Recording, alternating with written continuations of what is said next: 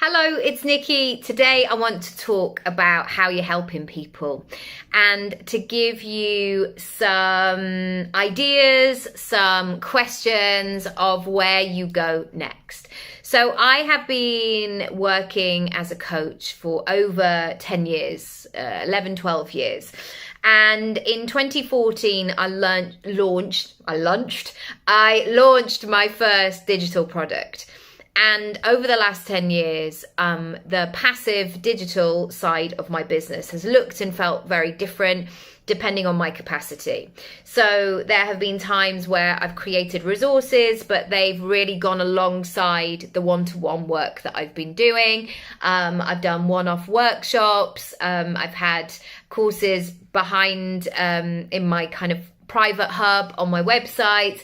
And I love that. I love that I can create things, explain things, and really break down concepts. And even though there will always be a bro on the internet saying digital courses are dead, nobody's buying them, I beg to differ. I buy digital courses all the time and they really suit my lifestyle.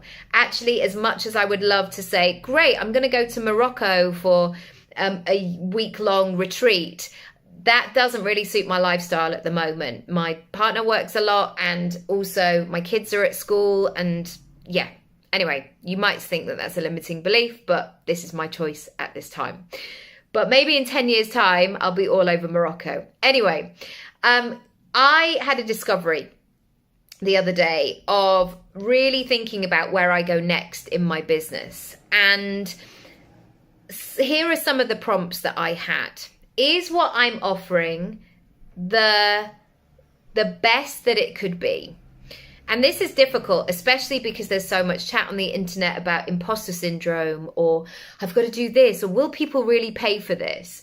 Absolutely they will, because over the years I have invested a lot and then little and then a lot again. And sometimes there's been very little difference between a 20 quid product or a book and a £5,000 course. Seriously, you wouldn't think it, but it's true. And I often think it's down to the host, the person who wants to charge that or feels that they can. And it's such an interesting move for me every time where I'm like, oh, wow, they know how to sell it, because it's okay. But in my opinion, this is maybe not a $5,000 experience. Anyway, I'm not here to do that. One thing I realized was I had changed, I had learned, I had developed. And over the last couple of years, I have invested in myself so much. I've read so much. I've done so many courses and programs and really worked on my own self-development. I've cleared a lot of things. And when I looked at my online content that I was selling, I just sensed that it was an older version of me. And I've really been enjoying re-recording some of it because I know I have a new freshness for it. And when you have a freshness for what it is that you do, you're going to want to sell it even more. The next thing I've really done is to step into my expert status. Now, this is still a little bit uncomfortable for me because, again, imposter syndrome, or the way I grew up was very much like toe the line, do the right thing, don't be too controversial, like whatever it might be. And I realized that now is not that time, because if I don't believe in myself and if I don't stand strong, then nobody's going to be on board anyway.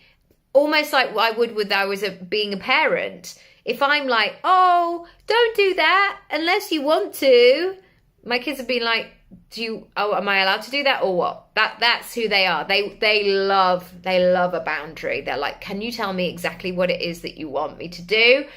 And then I'll decide if I do it. No, then they know. If I was wishy-washy, I'm like, oh my goodness, I just couldn't do that. And I realized that in the way that I'm approaching my work, I was layering it with all sorts of stuff that was completely unnecessary. And stepping into that expert status of owning what it is that you do, I think is a trick that lots of people miss. And the third thing that I am committed to doing in going forward is to create within my website. So I am redoing Speak Up. I've got a money course. I've got digital disco. I've got the 100 Club, and I've got goal setting. I actually don't want to think of these offerings as courses anymore. I want to think of them as lovely libraries that my clients, my customers can hop into whenever they need to. And the brilliant thing about the internet is that it's vast and it's ever delivering. There's always something going on or something happening. It never sleeps. But with that means that it's very overwhelming. And sometimes people don't know what they need. They don't know what to Google. They just know that they need something. And so this opportunity is for you to come into one of my courses, one of my rooms of my online home, and be able to get what you need and get fresh content. And me as the creator, I'm going to feel great about that because I can add things in. If I've read a book about a certain area or topic, like I want to be able to share it. I want to be able to tell you first. So finally, I guess what I want to do is I always want to reward the people who are going for it, who are doing it. Not the people who are like, yeah, I don't know, like, does this like self-development thing really work? Then they're not the people I want to hang out with. I want to hang out with people who are like, oh my goodness, I'm going to do this and this is exciting. And yeah, that's a real sweet spot for me. So ultimately, my biggest takeaway from this video is create the business that suits you, your life, your circumstances, your personality, and your goals. When it does, it feels so good and it will grow. You're putting it in an environment in which it can thrive. And when your business thrives, you thrive. When you thrive, your business thrives. It's all a beautiful full circle moment. Lots of love. See you later. Bye.